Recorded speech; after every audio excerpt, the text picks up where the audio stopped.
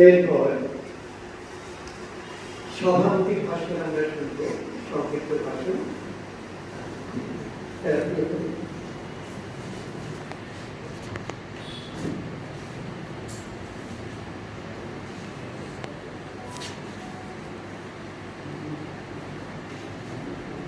এই বইটাতে কি আছে আপনারা প্রত্যেকে যখন পাবেন তখন তার তাৎপর্যবান সূত্র আপনারা বুঝতে পারবেন। সভাপতি মহাশয়ের ভাষণেও খানিকটা হয়তো উদ্ভাসিত হবে। শুধু দুটো একটা কথা আমি উল্লেখ করছি।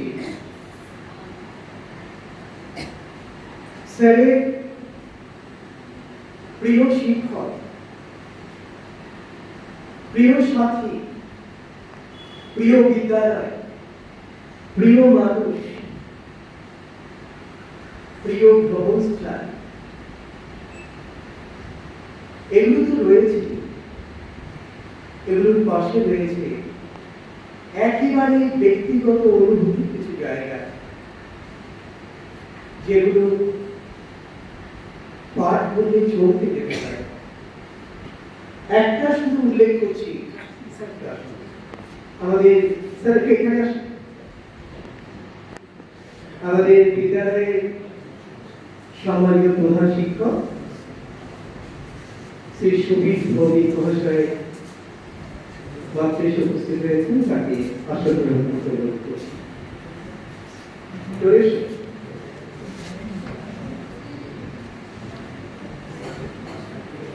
তার একটি লাইন আছে এরকম: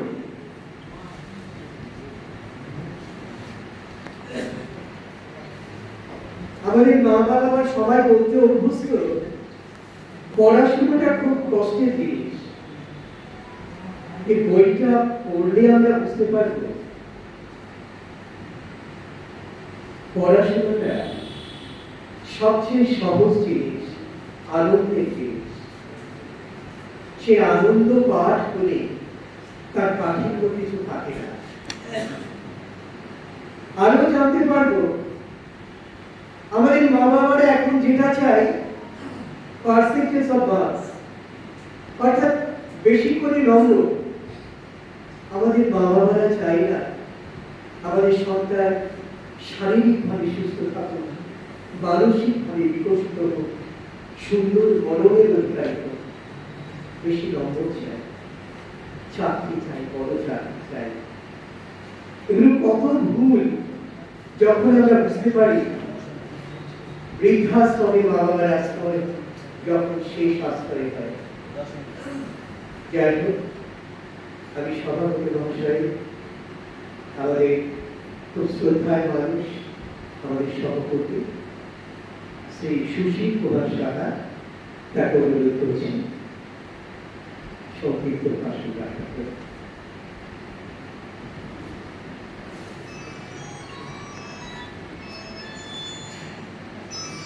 আজকে এই সভা কেন্দ্র করে আমরা মিলিত হয়েছি। তিনি আমাদের প্রিয় শিক্ষক, আমার সহকর্মী নবেন্দু পোদ্দার, বর্তমান বিদ্যালয়ের প্রধান শিক্ষক সুবীরবাবু, সামনে উপবিষ্ট সকল শ্রদ্ধার্ঘ আমার ছাত্র এবং প্রতিবেশী বিশিষ্ট জনেরা, আজকে একটা বিশেষ মুহূর্তটা আমার কাছে স্মরণীয় হয়ে থাকবে। দু একটি কথা বলার আগে কবির দু একটা লাইন মনে পড়ে যাচ্ছে। মরিতে চাই না আমি সুন্দর ভুবনে, মানবের মাঝে আমি বাঁচিবারে চাই। অর্থাৎ কবি বলতে চাচ্ছেন এই সুন্দর ভুবন দিকে তার যাওয়ার ইচ্ছে নেই, আমারও নেই।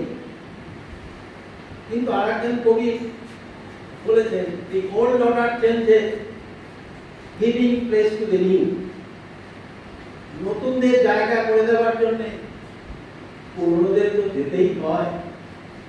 হয়তো একদিন আমরা সকলেই এক এক করে চলে যেতে থাকবো। তবু প্রত্যেকেরই মনের কোণে একটা বাসনা থেকেই যায়, আমি যেন চিরস্মরণীয় হয়ে থাকি, আমি যেন দীর্ঘকাল আমার অবর্তমানে এই পৃথিবীর বুকে আমি বেঁচে থাকি। বিজ্ঞানীরা বলে থাকেন আমার বিজ্ঞান সম্বন্ধে জ্ঞান অত্যন্ত কম, তবু যেটুকুনি শুনেছি তার থেকেই বলছি, প্রতিটি মানুষ, প্রতিটি প্রাণী, এমনকি উদ্ভিদরা পর্যন্ত তাদের পরবর্তী প্রজন্ম উৎপাদনের ভেতর দিয়ে নিজেকে বাঁচিয়ে রাখার চেষ্টা করে। পরবর্তী প্রজন্মের ভেতর দিয়ে সে বেঁচে থাকার ইচ্ছা প্রকাশ করে। তাহলে বেঁচে আমরা সকলেই থাকতে চাই, যার যেমন ক্ষমতা সে সেইভাবে বেঁচে থাকার বিভিন্ন পন্থা অবলম্বন করে বই। রবীন্দ্রনাথের মতো বিশ্বকবি তিনিও বলেছেন, আজি হতে শতবর্ষ পরে কে তুমি করিছ বসি আমার কবিতাখানি এক মনে বসে। তার মানে কবির ইচ্ছা তার মৃত্যুর পরে 100 কেন শত শত বছর ধরেও তার কবিতা কেউ না কেউ পাঠ করবে। কিন্তু সমস্যা একটা আছে, আমরা যদি বাস্তববাদকে মেনে নিই, ন্যাচারালিজম বা রিয়েলিজমের যদি কথা যদি আমরা ভাবি, তাহলে দেখা যায় অবস্থার দ্রুত পরিবর্তন ঘটে। আমার জীবনে আমরা দেখেছি, আমার শৈশব কেটেছে গরু গাড়িতে চড়ে, পালকিতে গিয়েছে, নির্ভর হয়ে গিয়েছি, সেটাও আমার জীবনে অভিজ্ঞতা আছে। আজকের দিনে সকালবেলা ব্রেকফাস্ট কলকাতায়, লাঞ্চ লন্ডনে, ডিনার আমেরিকা, আবার পরের দিন সকালবেলা ব্রেকফাস্ট বাড়িতে, এটাও সম্ভব, এটাও দেখছি। পৃথিবী অতি দ্রুত এগিয়ে চলেছে। তবে দ্রুত এগিয়ে যাওয়ার সাথে একটা সমস্যা দেখা দিয়েছে বলে আমার মনে হয়, একজন শিক্ষক হিসাবে আমার অনুভূতি। আজকের দিনে পুস্তকের ভেতর দিয়ে একজন ব্যক্তি, লেখকের তার চিন্তা, তার বরণের বহিঃপ্রকাশ ঘটে। সেই বহিঃপ্রকাশটা স্মরণীয় হয়ে থাকে পাঠকের মাধ্যমে। তো পাঠকের সংখ্যা আমার মনে হয় আস্তে আস্তে হ্রাস পাচ্ছে বলে আমার ধারণা। আমি নিজেও যে খুব একজন বড় পাঠক এ বলে নিশ্চয়ই দাবি করছি না। আমার পরবর্তী প্রজন্ম বা তার পরবর্তী প্রজন্মের ছেলেমেয়েরা যা দেখছি, পড়াশুনো, বইগুলো আলমারিতে শোভাবর্ধন করে, এই ছাড়া ধুলোবালি ঝেড়ে পাতা উল্টানো লোকের সংখ্যা ক্রমাগত কমেই চলে যাচ্ছে। যাই হোক, তবু আমি বলবো নবেন্দ্রবাবুর আজকের যে প্রচেষ্টা, তার চিন্তা, তার আজকের প্রকাশিত পুস্তকের ভেতরে যেটা তিনি ব্যক্ত করতে চেয়েছেন, জানি না কি ব্যক্ত করতে চেয়েছেন, পাঠ করে দেখব। নবেন্দ্রবাবুর বইয়ের প্রথম পাঠক, এবং যদি এটা বিক্রয়যোগ্য হয়, প্রথম ক্রেতার আবেদন আমি রেখে আরো দু একটা কথা বলে শেষ করব। চিন্তা, আজকে আমরা জানি এআই,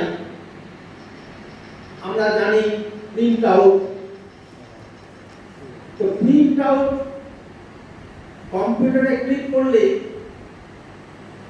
কম্পিউটারের ভেতরে যে চিন্তা ভাবনা ঠাসাঠাসি করে রাখা আছে, আমি তাকে নাম দিয়েছি গুগল দা। গুগল দাকে যে কোনো প্রশ্ন করে উত্তর তিনি দিয়ে দেন, সঠিক দেন না বেঠিক দেন আমি বলতে পারবো না। তো কয়েক সেকেন্ডে, 1-2 সেকেন্ডের মধ্যে উত্তরটা পাওয়া যায়। সঙ্গে সঙ্গে একটা ক্লিক করলাম, হড়হড় করে ঘড়ঘড় শব্দ করে একটা প্রিন্ট আউট বেরিয়ে গেল। তো কম্পিউটারের প্রিন্ট আউট খুব সহজলভ্য হয়ে গেছে। তো আগের দিনে তো কম্পিউটারও ছিল না, প্রিন্ট আউটও ছিল না। সেই প্রিন্ট আউট, আগের দিনের প্রিন্ট আউট ছিল পুস্তক, লেখকরা ভাবনা চিন্তা করতো, ক্লিক করতে হতো না, লেখক নিজেই তার ভাবনা চিন্তাকে তার পুস্তকের মধ্যে মানে প্রিন্ট আউট রেখে যেতেন। আমরা সেটা কলেজ স্ট্রিট হোক কোনো বইয়ের দোকান থেকে সংগ্রহ করে সেটা পাঠ করতাম। তা আমরা এখন চলে এসেছি প্রিন্ট আউটের যুগে। তো যুগের সঙ্গে তাল মিলিয়ে চলতেই হবে। কিন্তু আমি অর্থনীতির ছাত্র হিসাবে এটাও ফিল করেছি, এই যুগের সঙ্গে তাল মেলাতে গিয়ে এআই এবং উৎপাদনের ক্ষেত্রে, সারা বিশ্বের উৎপাদনের ক্ষেত্রে বিজ্ঞানের এআই এবং রোবট, এই দুটো উদ্ভাবন একটা বিরাট রূপান্তর ঘটিয়ে ফেলেছে। কোন দ্রব্য উৎপাদন করতে গেলে বিভিন্ন উপকরণ দরকার, তার মধ্যে একটি প্রধান হলো শ্রম। শ্রমকে আমরা দুটো ভাগে ভাগ করি, একটা হোয়াইট কালার, একটা ব্লু কালার। মানে চেয়ার টেবিলে বসে কলম নিয়ে যারা শ্রমের কাজ করে তাদেরকে বলা হয় হোয়াইট কালার, আর দরাদরি টেনে এদান ওদান করে উৎপাদনের কাজে যারা সহযোগী করে ব্লু কালার। তাহলে হোয়াইট কালার তার প্রতিনিধিত্ব বর্তমানে করতে চলেছে আমার মনে হয় এআই, আর ব্লু কালারের প্রতিনিধিত্ব হয়তো করতে চলেছে আমাদের রোবট। কাজে রোবট এবং এআই যত সক্রিয় হচ্ছে আমার মনে হয় মানুষের শ্রমের প্রয়োজনীয়তা ততটাই হ্রাস পাচ্ছে। হ্রাস পেলে অসুবিধা নেই, এক সময় তো আমরা 18 ঘন্টাও পরিশ্রম করতাম, তার জায়গায় 1 মেতে আন্দোলন করে আস্তে আস্তে কমিয়ে সেটা 12 ঘন্টা, বর্তমানে হয়তো 8 ঘন্টা 7 ঘন্টায় নেমে এসছে। সেটা 1 ঘন্টা 2 ঘন্টায় চলে আসবে। কিন্তু শ্রম যদি দেওয়ার সুযোগ আমরা হারিয়ে যাতে না ফেলি, সেদিকে আমাদের সকলেরই আন্তরিক প্রচেষ্টা থাকা দরকার, ছোট বড় সকলেরই। আমার মনে হয় আজ থেকে 8-10 বছরের মধ্যে অন্তত বর্তমান শ্রমজীবী মানুষের সারা বিশ্বে তার ভেতরে 40% এমপ্লয়মেন্টের জায়গাকে এআই এবং রোবট একটা হুমকি দিচ্ছে, রীতিমতো হুমকি দিতে শুরু করেছে। কাজে সেই জায়গার হাত থেকে আমাদের বাঁচতে হবে। আবার ফিরে আসি অন্য কথায়, সেই পুরনো কথা, আজকে পুস্তক উদ্ভাবনের কথা। নবেন্দ্রবাবুকে আমি বিশেষভাবে আমার অন্তরে শুভেচ্ছা জানাচ্ছি এই কথা ভেবে। ওনার দু একটা প্রকাশ যদিও পূর্ব হয়েছে, আমি কখনো লেখার প্রয়াস করিনি, কখনো ভেবেছি কিন্তু প্রিন্ট আউট বের করিনি। সে প্রিন্ট আউটটা মনেই রয়ে গেছে, পর মুহূর্তে আবার হারিয়ে গেছে। যখন কলম নিয়ে বসেছি প্রিন্ট আউট বের করার জন্য, তখন মনে হয়েছে কি যেন ভেবেছিলাম, কিছুই মনে করতে পারছি না। যাই হোক, নবেন্দ্রবাবু সেই সমস্যাটা কাটিয়ে উঠে উনি একজন ব্যতিক্রমী মানুষের পরিচয় দিয়েছেন এবং আজকের পুস্তকের নামকরণও করেছেন ব্যতিক্রমী। এই ব্যতিক্রমী জীবনে তার অভিজ্ঞতার কথা পাঠ করে আমরা সকলে নিশ্চয়ই ধন্য হব এবং সমৃদ্ধ হব। এই কথা বলে আমি নবেন্দ্রবাবুকে আরেকবার ধন্যবাদ জানিয়ে এবং উপস্থিত সকলকে শুভেচ্ছা জানিয়ে আমার বক্তব্য শেষ করলাম। ধন্যবাদ। ধন্যবাদ স্যারকে। এখন যিনি আজকের অনুষ্ঠানের ব্যক্তি,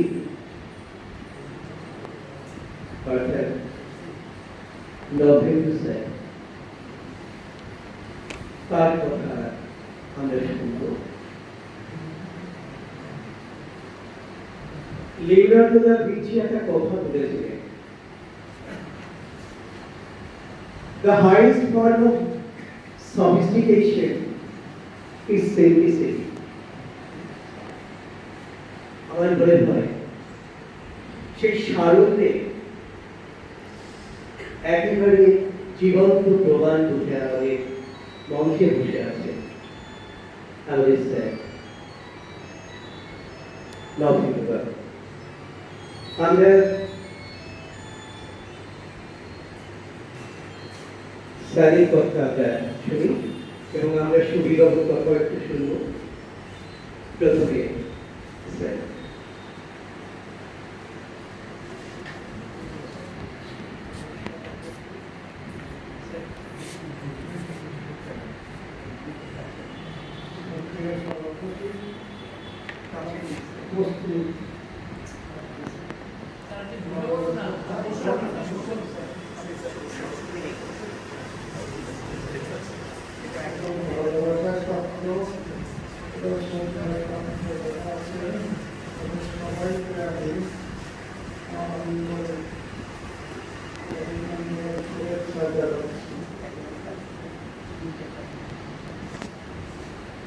আমি সমস্ত বিষয়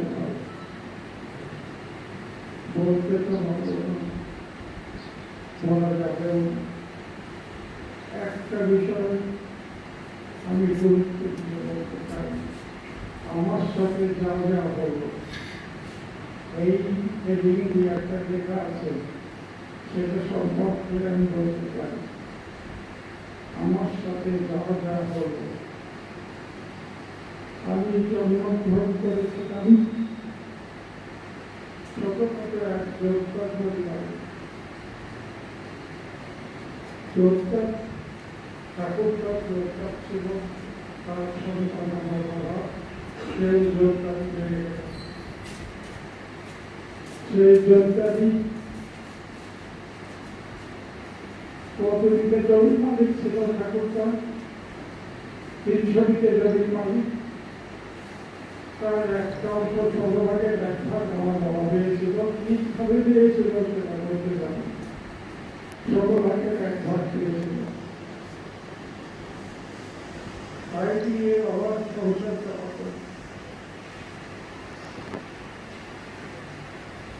বাবাটা 4 ভাই ছিলেন, জ্যাঠামশাই 4টে সন্তান, ছোট কাকা 2টো, একটা সন্তান, মেজো কাকা 2টো সন্তান ছিল। বাবার 7টা ছেলে, একটা মেয়ে, অর্থাৎ আমরা 8 ভাই বোন। কোন রকমের বলতে পারি ছোটবেলায় না খেয়ে বড় হয়েছে, তারপর বলা যায় না, একবেলা খেয়েছি, আর একবেলা ফ্যান ভাত খেয়েছি। ফ্যান থেকে ভাত কয়টা আছে তা খুঁজে পাওয়া যেত, এরকম ফ্যান আউশের প্রাণ। সেই ধন্যবাদ সরকারে এক বাটি ফ্যান আর 2 গ্রাম মাছ ভাত, এই খেয়ে বড় হয়েছি। কারণ যোদ্ধাদের ছেলে ছোটবেলার এক আনা পেয়েছি, কিন্তু সন্তান হয়ে গেল 8 জন। 8টা সন্তানের জন্ম দিল আমার মা সোনার প্রতি, নাম ছিল মান। সেই মান 8টা সন্তানের জন্ম দিয়ে শেষ পর্যন্ত বিভিন্ন ধরে মারা গেল। মা মারা যাওয়া থেকে বাবা 6 বিঘে জমি বিক্রি করে টাকা দিল দাদার কাছে, যে তুমি কৃষ্ণনগরে আনন্দময় জমা নিয়ে গিয়ে মা চিকিৎসা করো। ওখানে দুঃসম্পর্কের এক মামা আছে ডাক্তার, চিকিৎসা করে একটু সুস্থ করে টাকা শেষ হয়ে গেল, ফিরে আসলাম। ফিরে যখন আসলাম 48 সালে ফিরে আসার পরে মার ছোট সন্তান অর্থাৎ আমার ছোট ভাইয়ের বয়স 8 মাস। 8 মাসের ভাই থেকে মাদের বড় 4 ভাই এবং দিদি পূর্ব পাকিস্তান ছেড়ে ভারতে চলে আসলো। আমি তখন বড়, আমার বয়স 8 নয়। বাবা প্রাইমারি স্কুলে কাজ করতেন। ছোট ভাই 8 মাসের ভাইটাকে আমি 8 বছরের তৈরি করলাম নিজের হাতে। এইটা একটা ব্যতিক্রম আমার জীবনে। ওই ভাইটা মানুষ করার কথা কাজ হয় মাসি, নাহলে পিসি, নাহলে দিদিমা, নাহলে ঠাকুমা, নাহলে দিদি, নাহলে দাদা। আমার মতো 8-9 বছরের একটা ছেলে 8 মাসের বাচ্চা থাকে, 8 বছরের তৈরি করবো পড়াশুনো ভাব 5 বছর লেখাপড়া করছি। স্ত্রীকে যখন করি তখন মা মারা গেল। এরকম জীবনে কারোর জীবনে ক্ষতি থেকে থাকলেও বলতে হবে। ছোট ভাই এবং বাবাকে রান্না করে খাওয়ানো, আর ওই 8 মাসের ভাইটাকে দুধ খাওয়ানো, স্নান করানো, সব। আমি জীবনে এরকম দুঃখের জীবন যেন কারোর না হয়। তারপর একটু বড় হলো, 4-5 বছরের যখন হলো ভাইটা, তখন বাবা বললো এবার তুই স্কুলে ভর্তি হয়। আমার কাছে তো অল্প বিস্তর পড়াশোনা করলি, এবার 5-এ ভর্তি করে দেবে। 5-এ ভর্তি করে দিল। 7 বছর ইংলিশ হাই স্কুলে 5-6 সেখানে পড়লাম। পড়ার পরে বাবা বলল যে তুই চাকরা চলে যা, আর একটা স্কুলে চাকরি পেয়েছি, এবার তুই চলে যা। আমি চলে আসলাম রামলাল একাডেমিতে ভর্তি হলাম। ক্লাস 7-এ রামলাল একাডেমিতে ভর্তি হলাম। পাস করলাম হায়ার সেকেন্ডারি, ওখান থেকে পাস করার পরে কলেজে ভর্তি হতে পারলাম। কেন ভর্তি হতে পারি না? ঠিক করে জীবনে 2 টাকা প্রাইমারি স্কুলে কাজ করতেন, 80 টাকা বেতন, সব ঠাকুর নিয়ে 80 টাকা বেতন। তাই দিয়ে 4 ভাই আর বড়দের সংসার করত। কিন্তু তারা বলতে স্বার্থপর, চরম স্বার্থপর নজির রাখত। আমাদের 3 ভাইকে আমরা করে দিল, এখন 3 ভাই পড়াশোনা করে। 3 ভাই পড়াশোনা করতে গিয়ে খাওয়া যাবে না, খাওয়া যাবে না, পড়াশোনা করতে না। এই অবস্থায় 40 টাকায় 3 ভাইয়ের পড়াশোনা খাওয়া করতে থাকে। খাওয়া হবে ভাত আর পেঁপের ঝোল, আচ্ছা পেঁপে হতো পেঁপের ঝোল। এইরকম দুঃখে কেটেছে কতদিন, প্রায় 8 বছর। তারপর কলেজে পাস করে ভর্তি হতে পারতাম না, টাকা নাই। টাকা বন্ধুকে ধৈর্য ধরো, স্বীকৃতি আমি চাকরি ভালো চাকরি পেয়ে যাবো। 6 মাস সেজন্য যেতেই আমরা এজি বিভাগে ইউটি ক্লার্কের চাকরি পেয়েছি। চাকরি পাওয়ার পর আমি ভর্তি হলাম।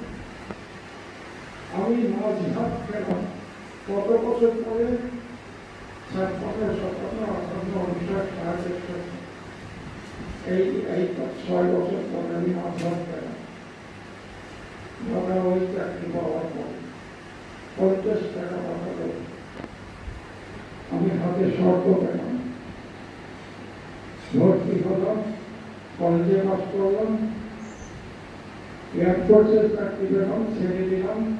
রেলের চাকরি পেলাম, তারা করতে দিল না। শেষ পর্যন্ত আমি মাস্টার স্টুডেন্ট ইন্টারভিউ দিয়ে পড়ানোর জন্য সুযোগ পেলাম। ডিসেম্বর মাসের 5 তারিখে জয়েন করলাম। প্রোগ্রামিশের পর ইন্টারভিউ দিলাম, 2 জন ইন্টারভিউ দিলাম, একজন লেখাটির ছেলে আর আমি। সেক্রেটারি আর হেডমাস্টার যুক্তি করে আমাকে দিলেন এরকম কাছে। আমি স্কুলে জয়েন করার পর আমি বাড়ি ফেরার পথে মাস্টার জীবনচন্দ্র মন্ডলকে আমাদের বাড়ি ভাড়া থাকতে ভাড়া থাকতে তাকে বললাম, স্যার আমি স্কুলে চাকরি পেয়েছি, স্কুলে পড়ানোর সুযোগ পেয়েছি, বায়োলজি পড়াবো। তাই খুব ভালো কথা। আগামীতে আর একটা কথা আছে, আপনাকে বলার জন্য সেক্রেটারি অনুরোধ করেছে যে যদি কোনো এমএস টিচার থাকে তাকে আমার কাছে একটু আসতে বলো, আমি হেডমাস্টার কে একটা ফাঁকা হয়ে যাবে, 2-3 দিনের মধ্যে সেখান তাকে বসাবো। আমি এই খবরটা দিলাম তাকে। পরে সেক্রেটারিকে নাম করলাম, বাড়ি কোথায় করে দিলাম। তারপরে মাস্টারমশাই সুযোগ সুবিধা মতো সেক্রেটারির সাথে কথা বলে আমি 2-4 মাস পরে এই স্কুলে জয়েন করলাম। তখন একদিকে ছাত্র শিক্ষক, অপরদিকে আমি দুইজন একে অপরের সহশিক্ষক হিসাবে কাজ করতে লাগলাম। ইতিমধ্যে 60 টাকা বেতন আর 3 মাস পর 90 টাকা দিয়ে এই হচ্ছে চাকুরি আমার। কাজ কয়টা? সপ্তাহে 35টা। কি কষ্ট সে কল্পনা করা যায় না। সব কয়টা কাজ করতে কোনো দিন 7টা ফেরত 7টা। তারপরে মাস্টারকে বললেন তো উপায় নাই, 10টা থেকে ক্লাস করে আসতে হবে, যারা প্র্যাকটিক্যাল নেয়। প্র্যাকটিক্যাল নেওয়ার জন্য 10টা থেকে ক্লাস করতে শুরু করলাম। অবশ্যই সেক্রেটারি এবং অন্যান্য সদস্যদের করুণা হবে আমাদের প্রতি, আমাদের 3 জনের প্রতি। 3 জন প্র্যাকটিক্যাল নেই, ফলে 10 টাকা করে অনুদান দিল। আমরা তো অনেক টাকা ভাবলাম। এদিকে সেই 10 টাকা অনুদান নিয়ে সবাই অন্য 2 মাস্টার ওদের চলে গেল, একটা কথাও বলল না। আমি দেখলাম যে ল্যাবরেটরির অ্যাসিস্ট্যান্ট 2জন অ্যাসিস্ট্যান্ট 3টে ল্যাবরেটরি ম্যানেজ করতো। ওদের কি হবে? ওরা তো কিছু দেবো না, আমি আমার টাকাটা 10 টাকা 5 টাকা করে ওদের 2জনের হাত ধরে দিলাম। এটা ব্যতিক্রম, আমার জীবনে যেটা ব্যতিক্রম। খুব বড় কথা না হলেও তখনকার দিনে এটা অনেক টাকা। 60 টাকা বেতন, 160 টাকা বেতন, 5 টাকা অনেক টাকা। আর সে তখন 10 দিন বেতন 45 টাকা, সে আরো 5 টাকা পেল। তারপর এইভাবে চলতে লাগলো কিছুদিন। দাদা রাশিতে কাজ করে, নিয়ে এখানে বাবা চলে আসতো, ভাই 2টোকে নিয়ে। বাবা আর 2টো ভাইয়ের যারা যাবতীয় খরচ দিতে লাগলাম। তারপর মোটামুটি এইভাবে চরম দিক থেকে আমি ভাবলাম এইভাবে তো দিন যায় না। অনেক দিন দাদার মুখে এক বন্ধুর সাথে আলোচনা, রান্না করতে বলতে এক বন্ধুর সাথে আলোচনা শুনতাম, না করতেই পারছি। সিপিএম, কেরল, 3টে কথা ভাই শুনতাম। আমি ভাবলাম কমিউনিস্ট পার্টিতে যোগ দিই, কিছু কাজও করা যাবে, মানুষের সেবাও করা যাবে। কত শত বুঝি নাই, মার্ক্সবাদ পড়িও নাই, সত্যি কথা বলছি। অনেকেই পড়ে না, অনেকেই পড়ে নাই, কিন্তু পার্টি চলে আসছে। আমি স্বীকার করছি, আমি কিছুই পড়তে পারি না। আমি মার্ক্সবাদ লেনিনবাদ না পড়ে একটা পার্টিতে যুক্ত হলাম, সে পার্টির নাম সিপিআইএম। কেউ কেউ মনে করতে পারে আমি নকশাল করছি, এর পক্ষে সে আছে। আমরাও আমি কোনোদিন নকশাল করিনি, ঘৃণা করেছি নকশাল। নকশালকে মনের প্রাণে আমি ঘৃণা করেছি। ওরকম যুবক যেন পৃথিবীতে কম আছে, ভিন্ন আচার তখন তারা আমাদের 4টে প্রাণকে নিয়ে গেল। একজনের 17, একজন 19, একজন 21, একজন 40, আজও ভুল নেই সবার কথা মনে রাখে। অশোক মিত্র 17 বছর বয়সে তাকে মেরে রাস্তায় গেল। এই চারজনের কথা আমি এখনো ভুলি না। এই চারজনের কথা স্মরণ করে আমি ঘুমাতে যাই। এই চারজন আমার মনে আজও ভাবি যে তোমরা যেখানেই থাকো আমাদের মতো অপদার্থ সংগঠনকে ক্ষমা করে দিও। আমাদের মতো অপদার্থ সংগঠন যদি না হতো তোমার এই পৃথিবী থেকে যেতে হতো না। পৃথিবীর রূপ রস গন্ধ কিচ্ছু দিতে পারবে না। কেন আমাদের মতো অপদার্থ সংগঠন ছিল। যদি আমরা উপযুক্ত হতাম পার্টিশন হলো তাহলে ওরা চারজন মত না। এইভাবে আমাদের আমার সমস্ত রাজনীতি জীবনটা পরম্পরা হয়েছিল। আমি অন্ধকার দেখতে পারতাম যে চারটে তারা আমার চোখের সামনে চলে গেল। এইটুকু জায়গা ছোট্ট একটা জায়গা চারটা আর একটা কথা বলি, পড়াতে পড়াতে স্কুলে পড়ার জন্য স্কুলে পড়ার জন্য শিক্ষক হয়েছি। শিক্ষক হয়েছি ভালোবেসে ছাত্র ছাত্রীকে মানবতা বোধ দেখানোর জন্য শিক্ষক হয়েছি। যে পড়ায় সে শিক্ষক না, সে পড়াতে পারে শিক্ষক। শিক্ষক সে ছাত্রছাত্রীর মধ্যে মানবতা বোধ শেখায়। আমি বোধ দেখানোর চেষ্টা করছি। আমি ওদের মস্তিষ্কে ভালো জিনিস ঢোকানোর চেষ্টা করেছি, মন্দ জিনিস বের করে আসার চেষ্টা করেছি। এই করতে করতে আমতলা থেকে একটা মাঝবয়সী লোক ভ্যান চালক সে এসে বলতো, স্কুলে হেডমাস্টারের কাছে বললো, স্যার আমার ছেলেটাকে ভর্তি করে নেন। আমি আমতলা থাকি, ভ্যান চালক। তাহলে অদ্বৈতিক এখানে আসবে কেন? ওরা আসবো এই জন্যে ও ডাক্তার হবে, আমার ছেলে ডাক্তার হতে চায়, তাই জন্যে আপনার স্কুলে ভর্তি করে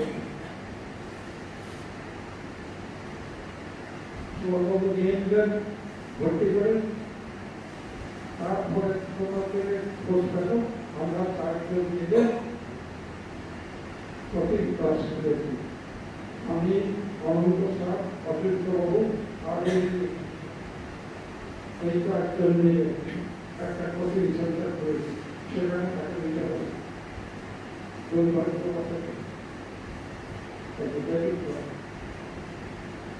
ও সকালবেলা সাথে আসে, সাথে বাড়ি যায়, মাঝখানে স্নান খাওয়া পাবে কি করে চলতো।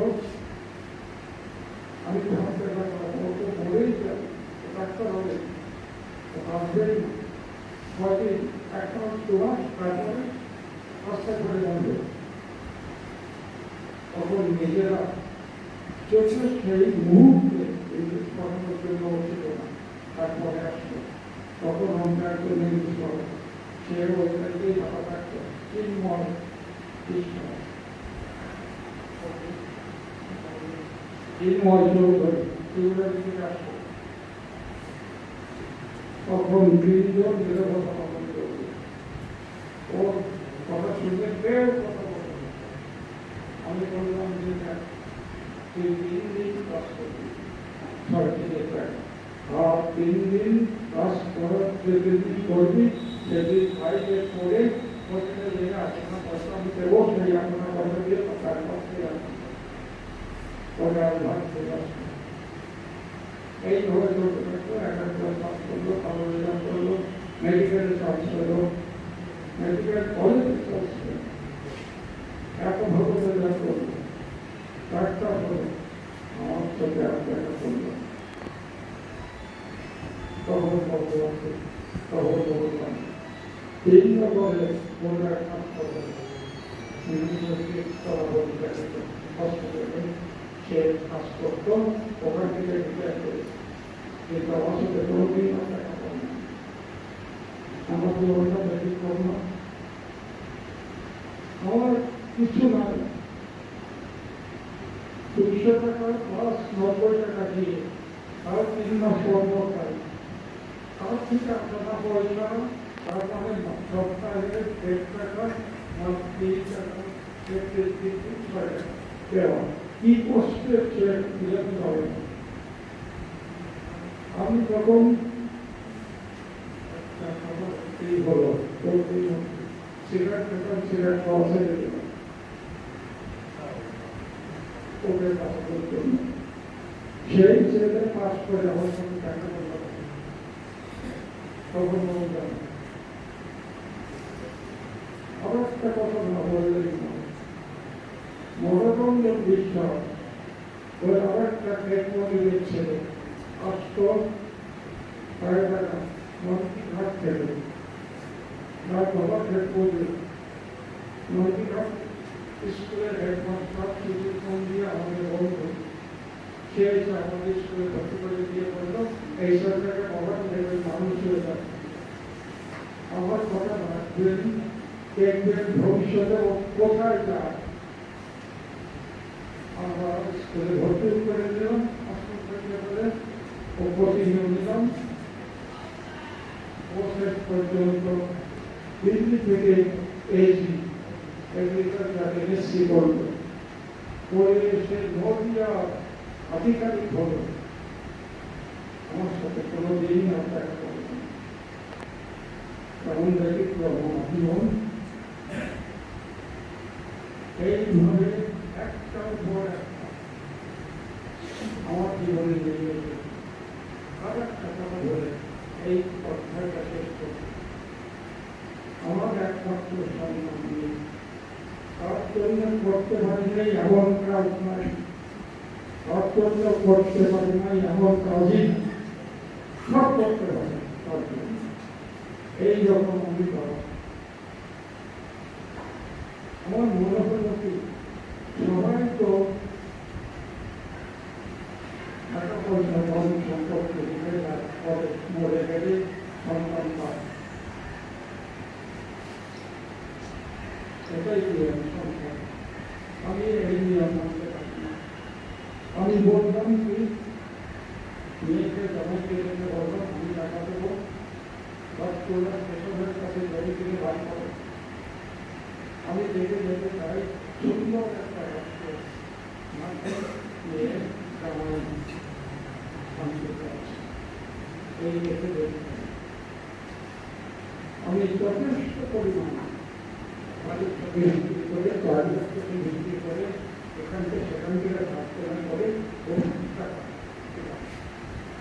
বাড়ি হলো, জমিতে বাড়ি হলো, কিন্তু জামাই আমি যেখানে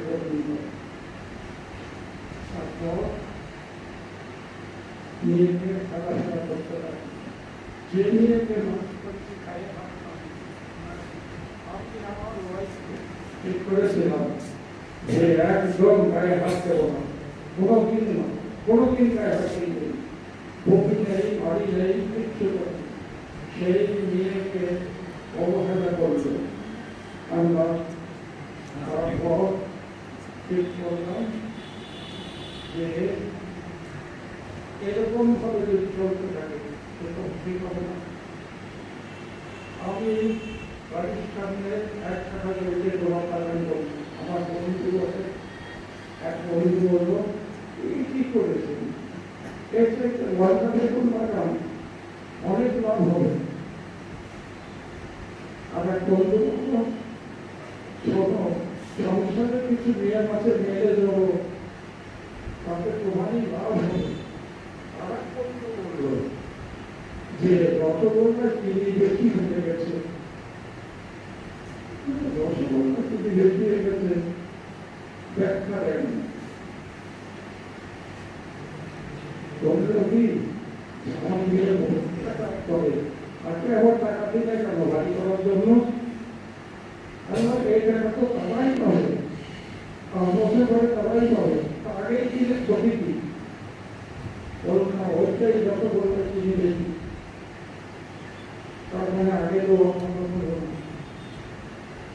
আমার শেষ বন্ধুটাই বলল যে আমি সেখানেও 9 বছর দেবো নিয়ে বেঁচে থাকতে মরে গেলে তাই যাচ্ছে বলবো আমি বেঁচে থাকতে দেব না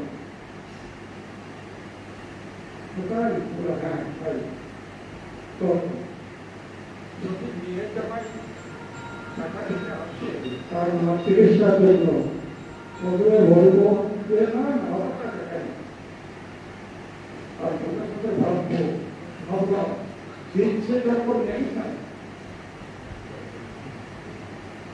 এই বলে মুশকিল হাসি এই হচ্ছে মানসিকতার কথা আচ্ছা এটা বেঁচে থাকতে আমি দেখে যাই কত সুখে আছে আর সে বলছে আমি মরে গেলে কত সুখে আছে সে বলল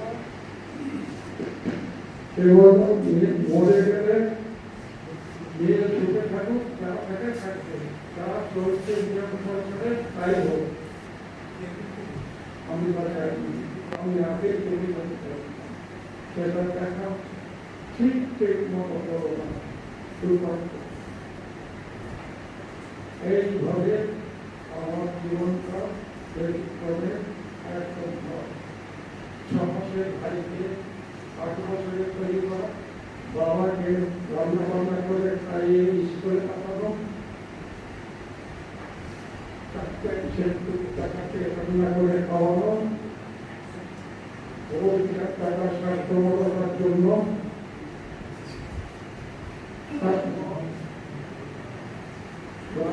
করতে গিয়ে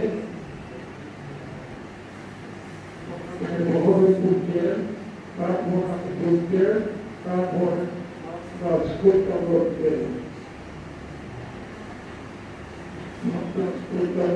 থেকে সরকার 8 মাস পর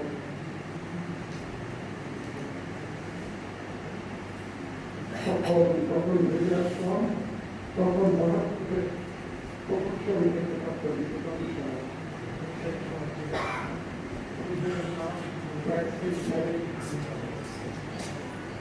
ফিরে আসার কয়েকদিন পরেই শুরু হলো মার্কান্ড সিদ্ধান্ত রায় মার্কান্ড টেলিভিশন কর্মীকে পুজো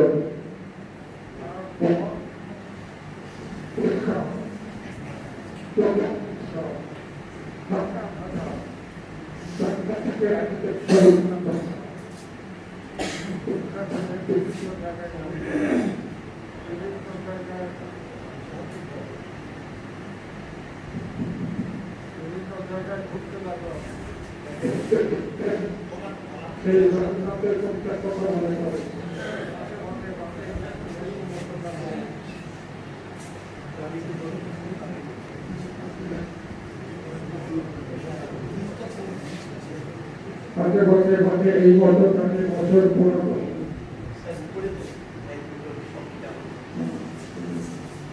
এইভাবে এখানে সেখানে কেটে অনেক কয়েক বছর তারপরে একদিন শহীদ গ্রামে 50-60 জন কর্মী একত্রিত হয়ে ঠিক করলাম যে রাজমিস্ত্রি জোগাড় করব রাজমিস্ত্রি জোগাড় দিয়ে কাজ হোক তাই দিয়ে নিজের পেটের ভাব জোগাড় করব তখন 9-10 জন উঠে বললো আমাদের তো কাজ করার ক্ষমতা নেই তখন নেতা বলল যে একটা তহবিল করবো সেই তহবিল থেকে তোমাদের সাহায্য করবো তোমরা চিন্তা করবো না তোমরা কোথায় থাকবে সেই টাকা দেবে তারপর সেই টাকা দেবে ভবিষ্যৎ করবো একটা সেখান থেকে করলাম আমাদের কাজে নিলেন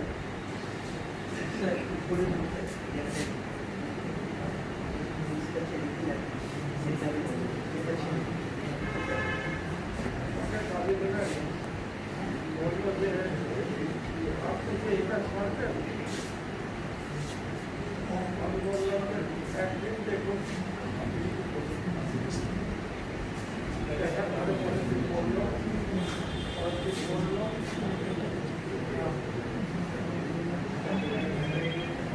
ব্যাটারিটা গেছে মনে হয়, ব্যাটারিটা হ্যালো ব্যাটারিটা সায়ন আর